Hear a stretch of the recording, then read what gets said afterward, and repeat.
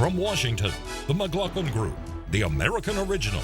For over 3 decades, the sharpest minds, best sources, hardest talk. Issue 1, Clinton, Part 2. I'm getting ready to do something too. I'm running for president. Americans have fought their way back from tough economic times, but the deck is still stacked in favor of those at the top. Everyday Americans need a champion, and I want to be that champion. After years of preparation, months of speculation, and weeks of prevarication, Hillary Clinton has declared her intention to succeed Barack Obama as the next president of the United States. Mrs. Clinton promised to campaign throughout the nation. So I'm hitting the road to earn your vote, because it's your time, and I hope you'll join me on this journey. Hillary is the nation's favorite for 2016. How are you? Opinion polls currently show her defeating all of her potential Republican and Democratic presidential rivals.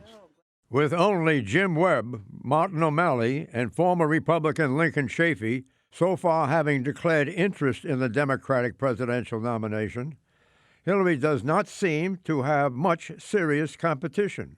And remember, Hillary's sure to raise a very significant amount of money. Still, Hillary's advisors are not taking anything for granted, especially with her history of having committed a number of gaffes, such as claiming that she was broke after she exited the White House in 2001, and operating a private email server as Secretary of State, and then deleting its records. She'll also have to grapple with the oratory of her husband, two-term, 8-year U.S. President Bill Clinton, 1993 to 2001. In 2008, Mr. Clinton angered many Democrats for his less than favorable remarks about President Obama. But Hillary is also aware that Republicans will link her to Barack Obama, who appointed her as Secretary of State. She'll have to walk a tightrope between respect for President Obama and distancing herself from his less popular decisions, especially on foreign policy. Question, what does Mrs. Clinton need to do to win the presidency, Pat Buchanan? The main thing she has to do, John, I think, is avoid a major mistake, because her competition is not strong in the Democratic primaries and caucuses. Secondly, she has an organization and money and name recognition and all this power that will enable her to overcome a defeat or two. She doesn't have a Barack Obama in the field against her. But what she has going against her, John, is a very boring launch. It is unexciting. It is programmed. It lacks spontaneity. But I think she is on course to win the Democratic nomination. And once you win the Democratic nomination, you are at least even money to win the presidency of the United States, because the demography of the country is increasingly in favor of the Democratic Party. Well, the first thing she has to do is to stop dropping in the polls. Back in February, she led most GOP challenges in head-to-head polling by a comfortable 7 to 10 point margin. In the latest poll, she has dropped to within the margin of error against several GOP challenges. She's going to be continued down because she's going to be under incessant attack from the Republicans and a little bit of attack from her opponents in the Democratic Party. But the Republicans are going to focus on her for the next 365 days of the coming year. Clinton is at 46, Rubio at 43, within the margin of error. Another polling firm has Clinton at 46, the Rand Paul's 42. This country wants a fresh face. Huh? Country wants a fresh face. The country also wants somebody with leadership skills who can become president on day one, as the slogan goes. This will make you happy, Eleanor. Fox News has Clinton and Jeb Bush tied at 45 to 45, with Rand Paul running a statistical dead heat against Clinton. Well, I think Jeb Bush would be the strongest candidate the Republicans could put up against her, but we're 18 or 19 months away. Hillary Clinton is virtually certain to win the Democratic nomination, and I think unless the dynamics in the country change radically, if you look at the Electoral College, she's also very likely to be our president. So I think she has to worry less about winning the nomination than making that nomination worth something if she gets it. And by that I mean she has to lay out a vision in broad sweep, but also in its particulars. She basically has to say, if you elect me, this is what you can expect. So she will have a manifesto, if you will, or roadmap once she gets to to the White House. I think that's what people are looking for. And if you look at all of the opponents that she prospectively faces on the Republican side, none of them have really put out any kinds of plans that can compete with Democratic big D policies when it comes to taxes, when it comes to middle-class families. So she's got the issue agenda on her side, and this soft launch that Pat isn't wild about is an attempt to reach people at their heartstrings. She's a policy person. She's been criticized as a policy wonk. She needs to connect emotionally, and that's what she's trying to do in these early months. She does have an issue in the sense that she needs to get away from. I think one of the things that Secretary Clinton should try and do is actually kind of relax a little bit, accept that you are going to make some mistakes in the campaign. The problem she's going to have if she runs this very rigid, very controlled campaign is that it's going to alienate some people, and it's going to make it more difficult for her to challenge. If she comes up against someone like Marco Rubio or Jeb Bush, who are going to be going out there and campaigning very vigorously, that populist element is important. And again, she knows that better than anyone. In 2008, why did she lose the nomination to Barack Obama? Because Barack Obama was the one who was seen to have the charisma and the energy and the dynamism. And it just shifted. Those polls just became irrelevant. He became the president. So she has to relax a bit, I think. Tom Edsel cites compelling polling and academic research to conclude that the negative reaction to Obamacare has soured Americans on Hillary's policy position. And look, Obama's going to be, he's got some heavy baggage to carry, and she's going to have to get herself clear of that. But I do agree with Eleanor. She's going to have to mean, why after 6 years do we have income inequality and wage stagnation when the Democrats have controlled the White House for 6 years? Started with Ronald Reagan 30 years ago. But forget Reagan's not running. She is.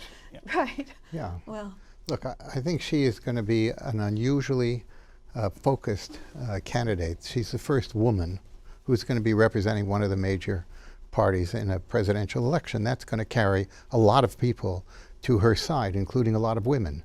And that's perfectly understandable. I don't think she's going to have to bear the burden of Obamacare. He's going to have to bear that burden. She's going to have a chance to make and outline a policy for herself that she'll feel comfortable with, and I think she'll be able to do it. So she'll be very, very, very tough to beat. A footnote on the 2008 election. Candidate Obama did catch lightning in a bottle. He seemed to come from nowhere. But she won all the big states at the end, and if her campaign had competed in the caucus states early on, Obama wouldn't have built up a lead in delegates. So she didn't lose that strictly on performance. It does show that she's vulnerable to some strikingly charismatic candidate who catches a wave. And that's what she's got a real problem with. And Rubio's a guy that could catch that wave. You don't need all that. Public policy polling, a Democratic-leaning firm, has Clinton versus Rubio at 46 to 43, within the margin of error. Public policy polling has Clinton at 46 to Rand Paul's 42, also a statistical dead heat. And Fox News has Clinton and Jeb Bush tied at 45 to 40. These are fantasy numbers. These are fantasy numbers. All those Republicans are going to be chopping each other up for the next 12 months. One thing that we've neglected to mention as well is that foreign policy, Secretary Clinton is going to have a real challenge there. You know, the Republican attack ads are already out. What difference does it make? The Russia reset, you know, pressing that button. That stuff's going to come up. She's going to have to think of a coherent way to challenge that. She can ask every one of those Republicans. Well, she'll only have to face one, actually, come next fall, a year from now. But they'll be going for her in the primaries. She'll ask them, what would you do instead? If she had legitimate differences with President Obama, we should hear about them. Apparently she wanted to arm the Syrians. If that's true, let her run on it. So, you know, let's hear where she stands. But the Republicans are full of bluster, but they have no specific plans. You watch her, she'll come out very strongly pro-Israel, and she will get this Obama-Netanyahu battle behind her and away from the Democratic Party. And I think the Democrats have to do that. Do they not, Mort? Well, I certainly think that Obama has lost, shall we say, a lot of support in the Jewish community. But I mean, she will correct. She's not going to walk away from any deal. She's not going to walk away from any deal if there is one. Well, no. I think the Iran deal is going to have its own natural death, in my own belief. Well, but we'll see what happens. Natural death? Who's going to kill it? You mean it's going to die naturally? Yes, that's Well, what I meant. Well, they haven't got one yet, but if they get one, Well, if and the I think the Republicans are going chances to run for 2 are years good, and they we're going to will. bomb Iran, I don't think that's a winning formula, Mort. Do you? No, but I think the presentation and the analysis of what the issue is a big issue, and it will come out. And I think the Obama administration is going to have to bear that particular burden. National security is And going to be much yes, more important as right. well. And we Well, don't it know is, what's and going to she's happen with this deal. Secretary We of have to State, wait and so see. she will be. But, I mean, Benghazi, all this. What did she accomplish as John. Secretary of State? All right, let's get out. On a she- political probability I can scale, answer that. 0 to 100, what is Hillary's odds of winning the Democratic nomination in Philadelphia this July? 0 to 100. I think she's got. I would say she's got. Give me a number. 75% winning the Democratic You're low, nomination. you're Because something low. can happen, and winning the election, if she gets the nomination, I'd put it 50-50. I'd put it at 9 out of 10, above 90%. Yeah, well, you're 75% for close, me. but you're not quite there. Tom's, higher than that. Tom's got it right. I'm copying Pat Buchanan. You are? Yeah, I'm at 86.4%. The answer is 98. Okay. You got Okay. it? 98. You mean you'd give Hillary's 50 odds that's of winning 50 the to 1, Democratic you would give- nomination in You would Philadelphia. give 50 to 1 That's on a odds? I don't political think so. probability scale. I think the odds are good she's going to win the nomination. Yeah. Yeah. John, you stumbled into the truth on that one. Issue 2, Commander-in-Chief Marco Rubio. That is why tonight, grounded by the lessons of our history, but inspired by the promise of our future, I announce my candidacy for President of the United States. I regret that my father did not live to see this day in person. He used to tell me all the time, he used to tell us all the time, en este país ustedes van a poder lograr todas las cosas que nosotros no pudimos. In this country, that means in this country you will achieve all the things we never could. Marco Rubio is a 43-year-old Republican senator from Florida. He's campaigning to be the next president of the United States. Senator Rubio has joined an enlarging field of Republican candidates, one that includes his former mentor, Jeb Bush, who will also compete for GOP primary activists and fundraisers across the country. Senator Rubio is a Cuban-American who was born 40 years ago in Miami. His parents are Cuban immigrants who came to Florida almost 60 years ago and soon became U.S. citizens. Marco is married to Jeanette Deuce-Debes. They have 4 children.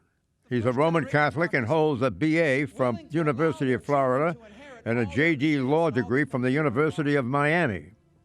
Although born and educated in liberal Miami, Senator Rubio himself is no liberal. Rather, he's a passionate conservative who supports lower taxes and big cuts to federal spending. On foreign policy, Marco is an outspoken critic of President Obama, especially as related to Iran. Okay, another heavily debated issue. In 2013, Senator Rubio himself supported a bipartisan Senate effort to comprehensively reform immigration. While his leadership on immigration has won plaudits, it has also fomented the wrath of many conservatives who ardently oppose amnesty for illegal immigrants. Of late, Senator Rubio has tried to backtrack from his 2013 position. It remains to be seen whether his immigration voting record will inhibit him from claiming the GOP throne. Question, what chance does Marco Rubio have of becoming the GOP presidential nominee? Tom Rogan. I think he has a good chance, and I think the reason for that is that, Pat mentioned him a few weeks ago, and I wasn't really sure at that point, but the dynamism that really defined his campaign announcement, his ability to speak to people from different cultural backgrounds, Spanish is the best example of that, but others, and the family, but mainly the fact that he is clearly intelligent, he is passionate, he's articulate, and he does, as Pat said, he represents that new face of politics. And I think he could have that same impact that we saw, again, Barack Obama in 2008 having against Hillary Clinton as the new face. He could have that impact against people like Jeb Bush. But time will tell, but I think he has a good chance. He's the Republicans' Barack Obama, one-term senator who thinks he can ride the wave. You would think, though, that a party that so detests and distrusts Obama in large part because they don't think he had the experience for the position, would think twice before they did the same thing in their own party. But he's very facile.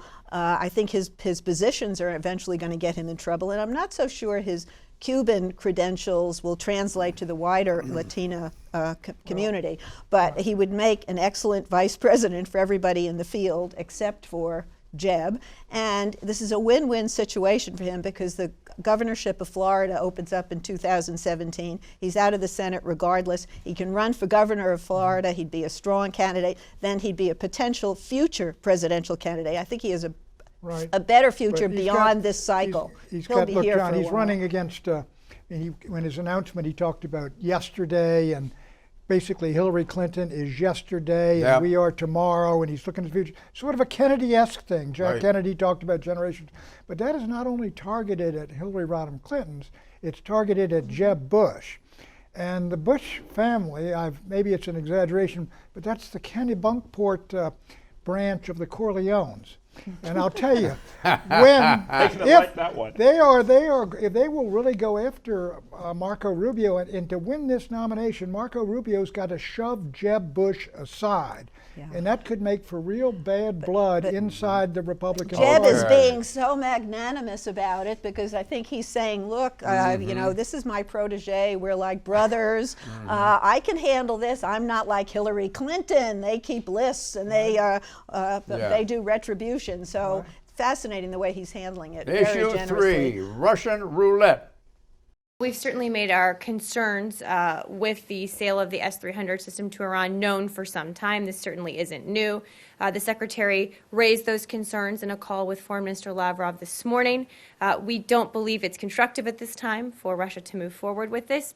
Russian President Vladimir Putin announced this week that Russia will sell its advanced S-300 surface-to-air missile systems to Iran. The S-300, a sophisticated weapon designed to detect and destroy aircraft, will shield Iran against military attack, including, conceivably, a preemptive strike on Iranian nuclear sites. On Tuesday, Secretary of State Kerry voiced his concerns to Foreign Minister Lavrov, his Russian counterpart. The Secretary's complaints are part of a chorus in response to recent provocative moves by Russia. Last week, a Russian Su-27 flanker jet intercepted an American RC-135 reconnaissance plane in international airspace above the Baltic Sea. The Russian pilot flew within 23 feet of the U.S. plane, an aerial encounter the Pentagon formally protested as, quote, reckless, unsafe, and unprofessional, unquote. Over the last 12 months, there have been 400 close encounters between NATO and Russian aircraft, from the California and Alaska coast to England, Scotland, and Poland. Russia's aviation brinksmanship is up 400% since the previous year. Question, why is Putin playing Russian roulette with the West? More Zuckerman. He has been playing Russian roulette for a long time on a whole range of issues and levels. That's the guy who he is, okay? He's just an absolutely tough guy, as tough as they get. And he's just going to continue to push people around and try to push people around. So far he's done more because he believes that the United States and NATO have been treating Russia with outright contempt. We've been, doing these color-coded revolutions. We moved NATO onto his doorstep. And what he is saying in every way he can in Ukraine is, look, if you push me in here, that is my red line. Right. And I think the Russians, if we try to dump over the rebels in there, or if the United States tries to bring Ukraine into NATO, I think the Russians will fight. That may be his red line, but the Obama administration has put forth their red line, and if they go into any NATO country, that will force a retaliation. The president addressed, a military retaliation by NATO. Look, he's playing. Excuse me, the They're president. talking about nuclear weapons in Russia. The president addressed this in his press conference with the Italian leader on Friday, and he said the deal for them to sell this defensive weapon to Iran was in the works when this administration took office. They requested the Russians to hold off. He said, the president said, "I'm surprised the deal held this long. With their economies under stress, they need the money."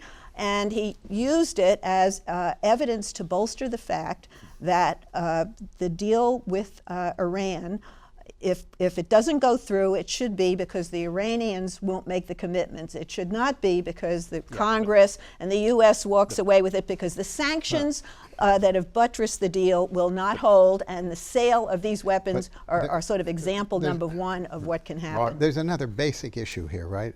Oil prices have collapsed.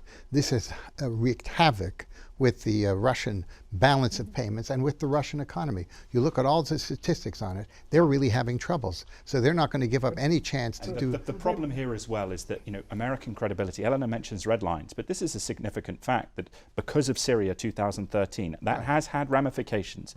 Because of our staggered approach towards Ukraine, a lack of consistency, that has encouraged President Putin. He is threatening these things because he believes we are malleable. And that is a danger. Because if you send those weapons in there, John, if we send weapons into Ukraine, we're going to have a real confrontation, and I think the Europeans will not be with us. I think financial lockout is the way to go. I actually agree with you on that. Issue 4, advise and consent. The question is the motion to approve S-615, the Iran Nuclear Agreement Act of 2015 as amended. If the clerk would call the roll. Mr. Cardin? Aye. Mrs. Boxer? Aye. Mr. Menendez? Aye. Mrs. Shaheen? Aye. Mr. Coons? Aye. Mr. Udall? Aye. Mr. Murphy? Aye. Mr. Payne? Aye. Mr. Markey? Aye. Thank you. Aye. All 19 Democrats and Republicans on the Senate Foreign Relations Committee voted this week for a congressional review of President Obama's pending nuclear agreement with Iran. This over the vehement opposition of President Obama and Secretary Kerry, who had both lobbied against the bill until the 11th hour. Committee Chairman Republican Bob Corker lined up a veto-proof majority in the Senate. Mr. Corker's adroit maneuvering forced Mr. Obama to retract his previous threat to veto any congressional oversight of the deal. President Obama now says he will sign the law when it passes Congress, thereby giving Congress 30 days in which to approve or reject any final nuclear agreement with Iran. Question, how big a win is this for Congress? Mort Zuckerman. I think it's a major victory for Congress, frankly. I think this was a critical issue that this country was facing. There was a great deal of dissatisfaction with the way the president handled it. It's not easy to get everybody together to go against the president, but they did it, and I think this is going to have a positive impact on what we should be doing in that particular issue. Well, so institutionally, it was a milestone. No. Senator Corker did a good job, but Senator Ben Cardin, Maryland Democrat, engineered the compromise at the end, which brought all the Democrats on board. And the White House really didn't give away anything here, and it does bring Congress into the process. They want to feel like they're involved, but the chances of the way this is constructed of actually torpedoing any deal is minimal, almost non-existent. Exactly, John. Look, what Corker and the Democrats, everybody did is say, we in the Congress have a role to play on this agreement. So they all agreed on that. But here's what's coming up, John, is when we get that final deal, that committee and the Senate and Congress is going to decide whether or not the president is authorized to lift the congressional sanctions. Secondly, whether or not this is a good deal and should be rejected. Right. On that vote, when you get to that, I don't think the opponents of the Iran deal have the 67 votes in the Senate you would need to override a presidential veto, which would save the Iran deal. Yeah, well, I'm not hearing what I want to hear. I want to hear what else makes this congressional development institutionally noteworthy, and I'm going to ask you. And what makes it Well, I would say, Bob, what you see from Corker is a challenge to the Cotton line of argument, which was sending that letter to Khamenei. So what Corker has done here is to kind of go a different path with the Republican Party to build bipartisan compromise. And this does, I have to say, this does put pressure on the president to get a good deal. The Iranians are already playing games about the inspections protocols, which is critical. It interferes. It's going to be very important. But yes, it has the ability to have a serious consensus at the end. To answer your question, it interferes with the executive's power to make political international arrangements. Congress does not have veto power of that. This is not an official treaty. That's up to constitutional interpretation. And it intrudes on that. And again, I think that's what you were asking, and the President addressed that in his press Congress has conference on Friday. refused to provide an authorization for the use of military force for the United States against ISIS. Completely gutless, won't stand up to that, but they do interfere with presidential deals on weapons. Right. Here's a comment that the deserves, intervention has been here's a comment that deserves review. Institutionally, this is a milestone. Congress is reasserting itself in foreign policy, pushing back against Obama's imperial presidency.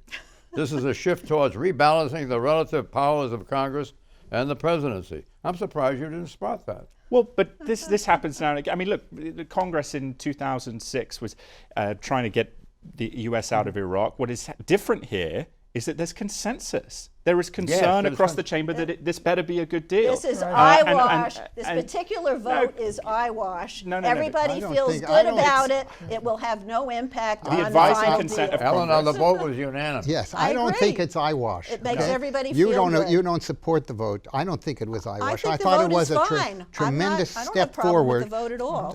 In terms of dealing with an issue that a lot of people in the Congress felt was an absolute abject failure on the part of the president. The war in Yemen. This is the sound of gridlock breaking. On this and on a couple of other issues, and I think that's good. Predictions, Pat. I think Greece will be leaving the Eurozone by the time we reach summertime. Polling will reveal that Jeb Bush will be a greater draw in the Hispanic community than Marco Rubio. Tom. The Islamic State is going to continue its press onto Ramadi, the capital of Al-Anbar province, and that poses major threat to Baghdad, which is about 50 miles away. What? The American economy is going to continue to be very weak going into the next year, and I think that's going to have a huge effect on all of our politics. Well, take this into consideration, Mort. I predict the Federal Reserve will not raise interest rates before the end of the year. I agree with Recent weakness in the U.S. economy and the ongoing doldrums in Europe and other U.S. export markets point to another year of lackluster growth. Bye-bye.